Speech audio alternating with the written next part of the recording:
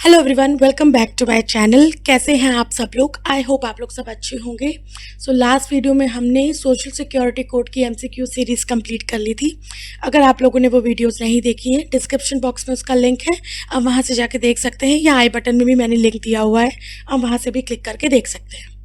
इसके साथ साथ codes on wages as well as occupational safety code, दोनों ही कोड्स की एमसीक्यू सीरीज़ मैंने कंप्लीट करवा दी है। अगर आप लोगों ने वो वीडियोस नहीं देखी हैं, डिस्क्रिप्शन बॉक्स में उसका लिंक है, आप वहां से जाके देख सकते हैं। और आज हम स्टार्ट कर रहे हैं इंडस्ट्रियल रिलेशंस कोड की एमसीक्यू सीरीज़। ये जैसा कि आप स्क्रीन पे देख रहे हैं पार्ट 1 है, और मैं कोशिश करूँगी कि 2 पार्ट्स में इसको कंप्लीट करवा सकूँ। अगर आप लोग मेरे चैनल पर न्यू हैं, अगर ये वीडियो आप फर्स्ट टाइम देख रहे हैं, तो अगर आप लोगों को मेरी वीडियो पसंद आती है तो मेरे चैनल को ज़रूर सब्सक्राइब कर दीजिएगा। So let get started with the part 1 of industrial relations code MCQs. So first question is, which of the following labour law was not consolidated into newly enacted industrial relations code? इनमें से कौन सा code industrial relations code के under नहीं आता है? तो अगर आप लोगों ने मेरी डिटेल वीडियोस देखी होंगी तो आपको पता होगा कि जो आईआर कोड है वो 3 लेबर लॉज को सबज्यूम करके बना है, कंसोलिडेट करके बना है। सबसे पहला है industrial dispute act, industrial dispute act. Then we have trade union act, and the another one is industrial employment standing orders act.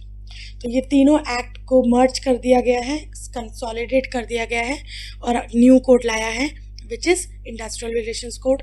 तो अगर हम ऑप्शन से बात करें तो कौन सा इसमें से नहीं है? तो इंडस्ट्रियल डिस्प्यूट कोड है, इंडस्ट्रियल डिस्प्यूट एक्ट है इसका पार्ट, ट्रेड यूनियन एक्ट भी इसका पार्ट है, industrial employment standing orders act भी इसका पार्ट है, बट ट्रेड डिस्प्यूट एक्ट 1926 इसका पार्ट नहीं है। What is the eligibility for gratuity for fixed term employees? अगर हम fixed term employees की बात कर रहे हैं, fixed term employees कौन होते हैं? ऐसे employees जो एक अग्रीमेंट के थ्रू रिक्रूट हुए हैं, जिस अग्रीमेंट में एक प्रॉपर टर्म दिया गया है कि उनका जो सर्विस है इतने ही टर्म्स तक का होगा। तो ऐसे एम्प्लॉयज़ को फिक्स टर्म एम्प्लॉयज़ बोला जाता है। तो उनके लिए भी ग्रेचुटी का प्रोविज़न अवेलेबल है। जैसा कि आप लोगों ने अगर ग्रेचुटी एक्ट में पढ़ा होगा, जनरली ग्रेचुटी किनको मिलती है? जिन्होंने एक पर्टिकुलर ऑर्गेनाइजेशन में कम से कम 5 साल की सर्विस रेंडर करी होती है। बट अभी जो इंडस्ट्रियल रिलेशंस कोड या लेबर कोड जो है उसमें बहुत सारे चेंजेस हुए हैं। तो अगर हम इसकी बात करें ग्रेचुटी की, तो अब ग्रेचुटी उनको भी मिलेगी जो फिक्स टर्म एम्प्लॉयज़ हैं, जो कम समय के लिए भी ऑर्गेनाइजेशन में आते हैं विद द अग्रीमेंट। तो ऐसों के लिए मिनिमम एलिजिबिलिटी क्या है कि वो उनको कम से कम 1 ईयर की सर्विस रेंडर करनी पड़ेगी, तब जाके वो ग्रेचुटी के लिए अब एलिजिबल हो पाएंगे। आई होप आपको ये चीज़ समझ में आई होगी। Moving on to question number 3, wage ceiling for the worker in supervisory capacity. ये बहुत सारा कन्फ्यूजन होता है लास्ट कुछ वीडियो से कि वर्कर्स, जो मेरे वीडियोस देख रहे हैं उनमें से कुछ लोग बोल रहे हैं कि वर्कर्स के लिए कोई भी वेज सीलिंग नहीं दी गई है, बट ऐसा नहीं है, वर्कर्स के लिए भी वेज सीलिंग दी गई है। अगर आप डेफिनेशन को अच्छे से पढ़ेंगे तो उसमें लिखा है कि ऐसा कोई पर्सन जो सुपरवाइजरी कैपेसिटी में है लेकिन सर्टन वेजेस से ऊपर ड्रॉ नहीं कर रहा है, तो वो वेज वर्कर की कैटेगरी में आ जाएगा। तो यहाँ पर अगर हम बात करें इंडस्ट्रियल रिलेशंस कोड की, तो ऐसा वर्कर जो सुपरवाइजरी कैपेसिटी में है लेकिन 18,000 से ऊपर की सैलरी या वेजेस नहीं ले रहा है, तो वो वर्कर की कैटेगरी में होगा। तो टेक्निकली वर्कर का जो वेज सेलिंग है वो कितनी है? 18,000 पर मंथ। ठीक है। As per the Industrial Relations Code 2020, industrial establishment employing how many employees can constitute work committee? अगर हम IR कोड की बात करें तो वहाँ पर भी वर्क कमेटी का जिक्र है, प्रोविजन है।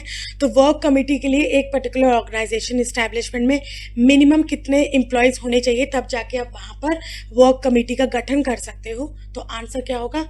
100 और मोर। तो ये चेंज नहीं हुआ है। जो इंडस्ट्रियल डिस्प्यूट एक्ट में प्रोविजन था, वही similar provision industrial relations code में भी दिया गया है। Moving on to question number 5, as per industrial relations code 2020, industrial establishment employing how many employees can constitute grievance redressal committee? अगर हम grievance redressal committee की बात करें तो कितने एम्प्लॉयज़ होने चाहिए वहाँ पर उस पर्टिकुलर ऑर्गेनाइजेशन में कि आप ग्रीवेंस रिड्रेसल कमेटी का गठन कर सकते हो, कॉन्स्टिट्यूट कर सकते हो। तो आंसर क्या होगा? 20 or more. The total number of members of grievance redressal committee shall not exceed. अगर हम टोटल नंबर ऑफ मेंबर्स की बात करें, GRC की बात करें, ग्रीवेंस रिड्रेसल कमेटी, किसमें एटलीस्ट मतलब मैक्सिमम कितने मेंबर्स होने से, उससे ज़्यादा नहीं हो सकते। तो आंसर क्या होगा इसका? 10।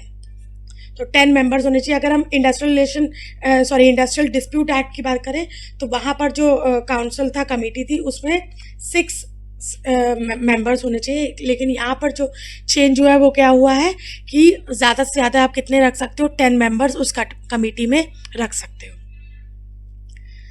Question number 7. What is the time limit within which any aggrieved worker may file an application before grievance redressal committee?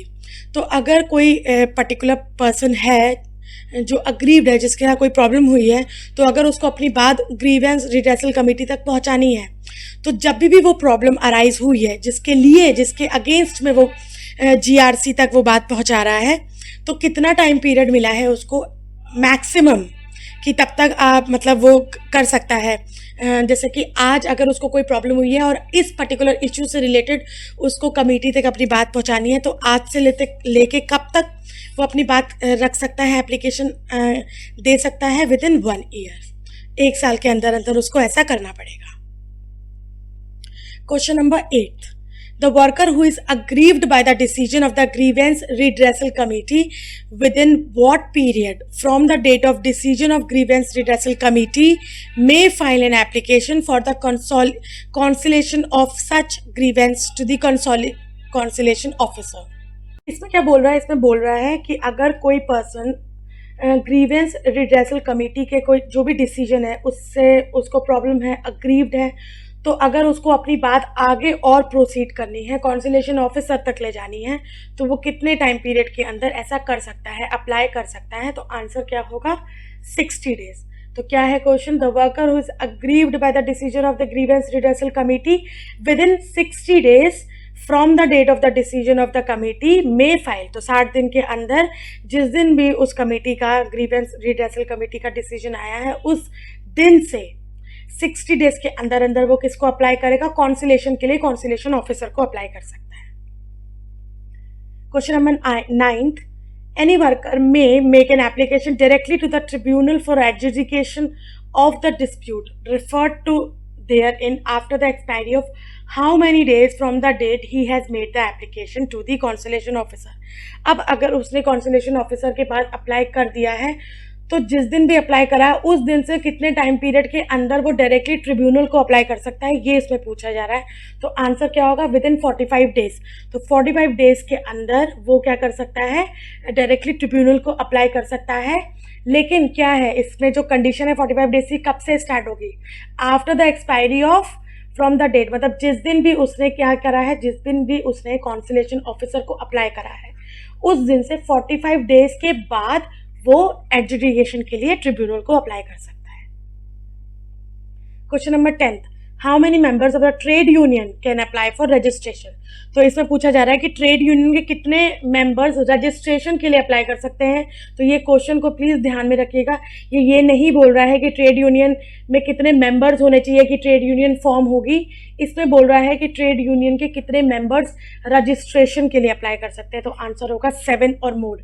तो जितने भी ट्रेड यूनियन के मेंबर्स हैं उनमें से 7 या उससे ज़्यादा मेंबर्स क्या कर सकते हैं, आ सकते हैं एक साथ एप्लीकेशन वगैरह फॉर्म करके रजिस्ट्रेशन के लिए अप्लाई कर सकते हैं। तो रजिस्ट्रेशन के लिए अप्लाई करने के लिए मिनिमम एलिजिबिलिटी क्या है? 7 or more. Question number 11. For a trade union to get themselves registered, how many workers are needed from the industry with which they are connected and are member of such trade union on the date of making application of the registration. तब इसमें क्या बोल रहा है? इसमें बोल रहा है कि अगर एक ट्रेड यूनियन को खुद को रजिस्टर्ड करवाना है, अगर एक ट्रेड यूनियन को खुद को रजिस्टर्ड करवाना है, तो उस ट्रेड यूनियन में कितने मेंबर्स होने चाहिए जो कि उस पर्टिकुलर इंडस्ट्री को बिलोंग करते हो, जिस इंडस्ट्री में वो ट्रेड यूनियन एक्टिव है। ठीक है, तो आंसर क्या होगा इसमें? 10% और 100, विच एवर इज लेस। तो अगर 10% 90 है तो 90, अगर 10% 110 है तो फिर 100, ऐसा। ठीक है, आई होप आपको एक चीज समझ में आ गई होगी। Question number 12, registrar before cancelling the certificate of registration gives how many days previous notice to the trade union. तो अगर रजिस्ट्रार के पास ट्रेड यूनियन की रजिस्ट्रेशन के लिए एप्लीकेशन पहुंच गई है, अब उसको कोई प्रॉब्लम लगती है, वो सर्टिफिकेट ऑफ रजिस्ट्रेशन या कैंसिल करने वाला है। अगर एक ट्रेड यूनियन को उसने सर्टिफाई कर दिया है कि this particular trade union is now a registered trade union, अगर उसके बाद उसको कैंसिल करना है सर्टिफिकेट ऑफ रजिस्ट्रेशन, तो वो कितने टाइम पीरियड का नोटिस देगा टू द ट्रेड यूनियन, उसके बाद वो कैंसिल करेगा 60 डेज। तो कितने टाइम पीरियड का, 60 डेज के बाद वो कैंसिल कर सकता है। 13th question, list of matters related to standing orders are listed under which schedule as per IR code. अगर हम IR कोड की बात करें तो टोटल 3 स्केड्यूल्स हैं इसमें। तो इसमें पूछा जा रहा है स्टैंडिंग ऑर्डर से रिलेटेड जो मैटर्स है वो कौन से स्केड्यूल में मेंशन्ड है। तो आंसर क्या होगा, schedule 1। Which of the following body is not constituted under IR code. IR code में कुछ न्यू जो बॉडीज है उसका भी मतलब प्रोविजन दिया गया है। तो ये क्वेश्चन पूछ रहा है कि इनमें से कौन सा पार्ट, इसमें से कौन सी अथॉरिटी या बॉडी उसमें IR कोड में मेंशन नहीं है। तो कौन सी मेंशन नहीं है, देखो हमारे पास नेगोशिएटिंग यूनियन है, नेगोशिएटिंग काउंसिल के बारे में भी बात की गई है, ग्रीवेंस रिड्रेसल कमेटी के बारे में भी बात की गई है, बट नेगोशिएटिंग कमेटी के बारे में बात नहीं की गई है। तो आंसर क्या होगा, नेगोशिएटिंग कमेटी का कोई भी जिक्र नहीं है इंडस्ट्रियल रिलेशंस कोड 2020 के under. Question number 15, as per IR code any registration made or negotiating council constituted shall be valid for how much time. तो कोई भी रजिस्ट्रेशन हुआ हो ट्रेड यूनियन का या नेगोशिएटिंग काउंसिल अगर बनी है, तो वो अगर एक बार बन गई है तो वो कितने टाइम पीरियड तक वैलिड रहेगी। तो आंसर क्या होगा, 3 ईयर्स तक। List of matters related to unfair labour practices are listed under which schedule. तो अगर अनफेयर लेबर प्रैक्टिसेस की बात करें तो अनफेयर लेबर प्रैक्टिसेस से रिलेटेड जो मैटर्स है वो कौन सी स्केड्यूल में मेंशन्ड है, स्केड्यूल 2 में मेंशन है। Now question number 17, list of matters related to the notice of change are listed under which schedule as per IR code 2020। अगर हम नोटिस ऑफ चेंज की बात कर रहे हैं तो नोटिस ऑफ चेंज से रिलेटेड जो मैटर्स है वो कौन सी स्केड्यूल में दिए गए हैं, स्केड्यूल 3 में। What is the minimum age of person to become the member of the trade union? अगर ट्रेड यूनियन का मेंबर बनने की बात है तो ट्रेड यूनियन के मेंबर बनने के लिए आपको एटलीस्ट कितने साल का होना पड़ेगा, 14 ईयर्स। 14 ईयर्स से उससे ज़्यादा का कोई भी पर्सन है वो ट्रेड यूनियन का मेंबर बनने के लिए एलिजिबल है।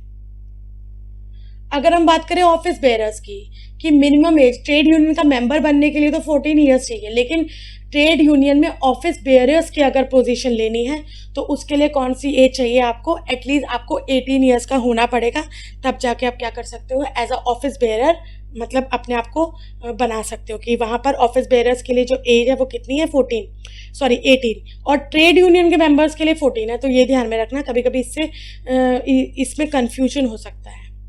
Question number 20, what is the number of office bearers of every registered trade union in an unorganized sector who must be actually engaged or employed in an establishment। अगर हम बात कर रहे हैं ऑफिस बेयरर्स की जो कि एक्चुअली में उस पर्टिकुलर ऑर्गेनाइजेशन या एस्टेब्लिशमेंट में काम करते हुए होने चाहिए, जिसकी वो ट्रेड यूनियन है, जिस ट्रेड यूनियन के ऑफिस बेयरर्स की बात हो रही है, लेकिन ये किसके सेक्टर की बात हो रही है, ये अनऑर्गेनाइज्ड सेक्टर की बात हो रही है। तो अगर हम अनऑर्गेनाइज्ड सेक्टर की बात कर रहे हैं तो वहाँ पर ऑफिस बेयरर्स कितने होने चाहिए जो कि एक्चुअली उस पर्टिकुलर एस्टैब्लिशमेंट में काम करते हुए होने चाहिए जिसमें वो पर्टिकुलर ट्रेड यूनियन एक्टिव है। तो क्या है आंसर, एटलीस्ट 1/2 ऑफ द टोटल मेंबर।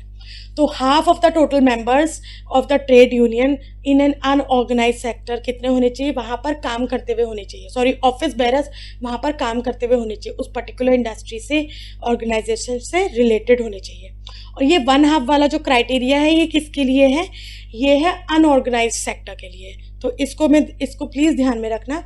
अगर हम नॉर्मल सेक्टर की बात कर रहे हैं, normally, not an unorganised sector, तो वहाँ पर क्या क्राइटेरिया है, what is the number of office bearers.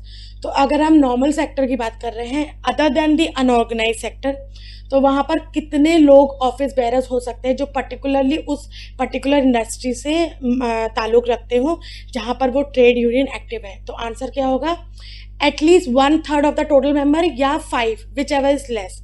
तो या तो 1/3 ऑफ टोटल मेंबर्स या 5, उनमें से जो कम होगा वो ऑफिस बेरर्स की नंबर में आएगा। आई होप आपको ये क्वेश्चंस कंफ्यूज नहीं कर रहे होंगे। अगर कोई दिक्कत हो, अगर आपको इसमें कोई प्रॉब्लम हो रही हो, आप कमेंट सेक्शन में मेरे से पूछ सकते हैं इसके बारे में। Question number 22, when a registered trade union, अरे ये क्या हो गया, चलो, ओहो, when a registered trade union is dissolved, notice of dissolution signed by 7 members and by a secretary shall be given to registrar within how many days of the dissolution। तो अगर trade union dissolve होती है तो dissolution के समय जो notice है वो देना पड़ता है। अब उस नोटिस का देखो, मैंने क्वेश्चन में भी दो तीन चीज़ें बता दी हैं, तो इसको भी ध्यान में रखना। पहले तो साइन कौन कौन करेगा, 7 मेंबर साइन करेंगे प्लस एक सेक्रेटरी साइन करेगा, ठीक है। ये कौन सा नोटिस, डिसोल्यूशन का नोटिस। और उसको, वो नोटिस को कितने टाइम पीरियड के अंदर किसको देना है, रजिस्ट्रार को देना है, with in how many days. तो इसका आंसर होगा विद इन 14 डेज। तो विद इन 14 डेज डिसोल्यूशन का जो नोटिस है वो रजिस्ट्रार को मिल जाना चाहिए। बट उस नोटिस को कितने लोग साइन करेंगे, 7 members of the trade union sign करेंगे and also by the secretary, ठीक है। तो इसको ध्यान में रखना। Question number 23, the provision of standing orders as per the IR code shall apply to every establishment employing how many workers। तो अगर हम स्टैंडिंग ऑर्डर्स के प्रोविजंस की बात कर रहे हैं कि कितने एक इस्टेब्लिशमेंट में कितने लोग, कितने वर्कर्स एम्प्लॉय करेंगे कि वहाँ पर स्टैंडिंग ऑर्डर्स के जो प्रोविजंस है वो अप्लाई होंगे, तो आंसर क्या होगा, 300 और मोर। तो जहाँ पर भी, जिस भी इस्टेब्लिशमेंट में 300 या उससे ज़्यादा वर्कर्स काम करते हुए होंगे, वहाँ पर स्टैंडिंग ऑर्डर्स के जो प्रोविजंस इस पर्टिकुलर कोड में दिए गए हैं वो अप्लाई हो जाएंगे। Question number 24, who shall make model standing orders relating to the condition and services other matters incidental or connected thereto। तो अगर हम मॉडल स्टैंडिंग ऑर्डर्स की बात कर रहे हैं, मॉडल स्टैंडिंग ऑर्डर्स क्या होते हैं, जिसके बेसिस पे अलग अलग इंडस्ट्रीज अपने हिसाब से स्टैंडिंग ऑर्डर्स ड्राफ्ट करती है। तो एक स्टैंडर्ड क्राइटेरिया, एक स्टैंडर्ड फॉर्मेट दिया गया है। ये पूछ रहा है कि वो मॉडल स्टैंडिंग ऑर्डर्स कौन बनाता है, और उस मॉडल स्टैंडिंग ऑर्डर्स को ही ध्यान में रख के बाकी की इंडस्ट्रीज फिर अपने अपने हिसाब से ड्राफ्ट करती है स्टैंडिंग ऑर्डर्स। तो ये मॉडल स्टैंडिंग ऑर्डर्स कौन करता है, कौन ड्राफ्ट करता है, सेंट्रल गवर्नमेंट। तो सेंट्रल गवर्नमेंट के पास ये अथॉरिटी, ये पावर है कि वो मॉडल स्टैंडिंग ऑर्डर्स को क्या करती है, ड्राफ्ट करती है, बनाती है। Once drafted, the standing order cannot be modified within the period of। अगर एक इंडस्ट्री ने उस एक प्रॉपर वे में अपने स्टैंडिंग ऑर्डर्स को ड्राफ्ट कर दिया है, वो प्रॉपरली उसको ओके कर दिया गया है कि हाँ, now this standing order is the final one, जब वो अप्लाई हो जाते हैं तो कितने टाइम पीरियड तक वो अप्लाई रहेंगे विदाउट बीइंग मॉडिफाइड, उसमें चेंजेस नहीं करें। जैसे आज अगर अप्लाई हुए हैं तो 6 महीने तक वो अप्लाई रहेंगे, और 6 महीने के बाद ही आप क्या कर सकते हो, उसमें अगर कुछ मॉडिफिकेशंस करने, चेंजेस करने तो कर सकते हो। On the receipt of draft standing orders the registrar issues the certificate with in the period of how many days. तो ड्राफ्ट स्टैंडिंग ऑर्डर्स, मैंने जैसे कि आपको बताया कि central government model standing orders बनाती है। उस मॉडल स्टैंडिंग ऑर्डर्स के बेसिस पे हर इंडस्ट्री, हर इस्टेब्लिशमेंट अपने अपने अपने हिसाब से ड्राफ्ट करती है स्टैंडिंग ऑर्डर्स। अब एक बार जब ड्राफ्ट हो जाएंगे स्टैंडिंग ऑर्डर्स, तो रजिस्ट्रार उसको देखता है, जब सब कुछ ठीक लगता है उसको, तो एक सर्टिफिकेट इशू करता है, एक रजिस्ट्रेशन का final certificate, now this standing orders are the final one. तो कितने टाइम पीरियड के अंदर वो ऐसा करेगा, तो आंसर है 60 डेज, ठीक है। The registrar within how many days sends the the registrar within how many days sends the copies of certified standing order to the employer and negotiating council union और ट्रेड यूनियन। अब registrar के पास जो भी certified standing order है उसकी वो copies किसको सेंड करेगा? एम्प्लॉयर को सेंड करेगा। नेगोशिएटिंग काउंसिल है तो उसको सेंड करेगा। अगर यूनियन नेगोशिएटिंग यूनियन बनी हुई है तो उसको सेंड करेगा, या ट्रेड यूनियन है तो उसको सेंड करेगा, एंड वर्कर्स के रिप्रेजेंटेटिव्स को सेंड करेगा।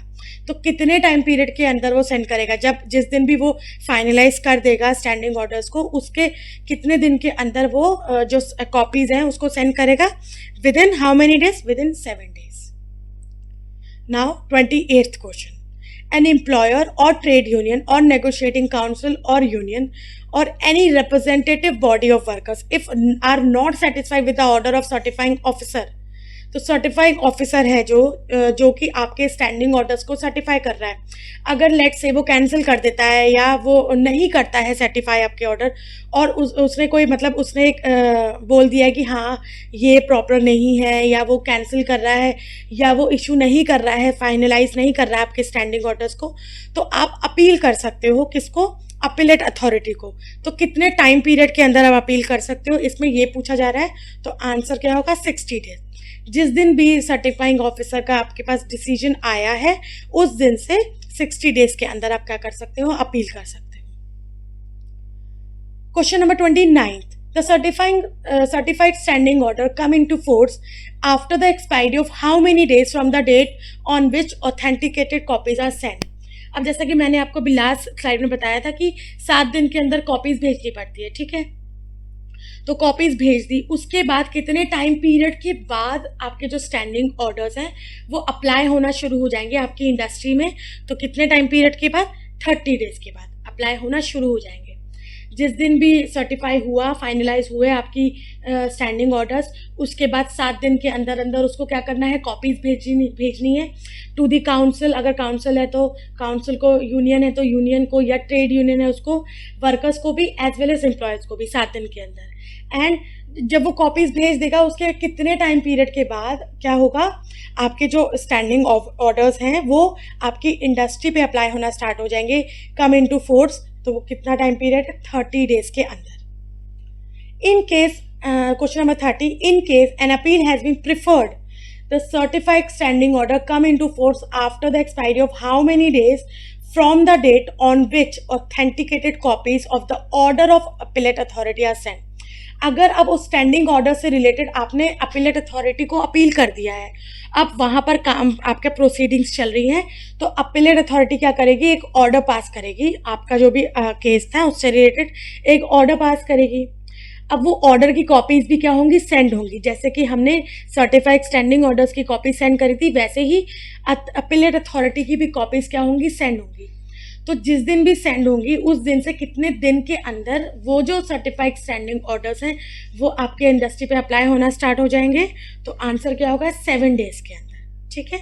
7 days के अंदर वो अप्लाई होना स्टार्ट हो जाएंगे after the expiry of the copies. मतलब जैसे ऑर्डर आया, ठीक है, ऑर्डर की कॉपी सेंड हुई, उस सेंड के बाद 7 days के अंदर आपके जो सर्टिफाइड स्टैंडिंग ऑर्डर्स हैं वो अप्लाई होना स्टार्ट हो जाएंगे। आई होप आपको ये चीज़ समझ में आई होगी। So this was it for this video. 30 questions इस वीडियो में, और रिमेनिंग क्वेश्चंस मैं नेक्स्ट वीडियो में कंप्लीट करवा दूंगी। आई होप आपको ये वाले क्वेश्चंस जो मैंने फ्रेम करे हैं वो सही अच्छे लगे होंगे और समझ में आए होंगे। मैंने कोशिश करी कि बहुत ही ईजी लैंग्वेज में क्वेश्चंस को समझा पाऊँ, ताकि आपको क्वेश्चंस के साथ साथ एक तरह का रिवीजन भी हो जाए। जो भी डिटेल कोड था उसका रिवीजन आपको इस पर्टिकुलर वीडियो में हो जाएगा। एंड अगर आपको ये वीडियो अच्छी लगी हो तो आप मेरे चैनल को ज़रूर सब्सक्राइब कर दीजिएगा, साथ साथ मेरे चैनल को अपने फ्रेंड्स के साथ भी शेयर कर दीजिएगा। नेक्स्ट वीडियो लेके मैं जल्दी आऊँगी। Till then stay connected with me, keep learning, be safe and bye bye.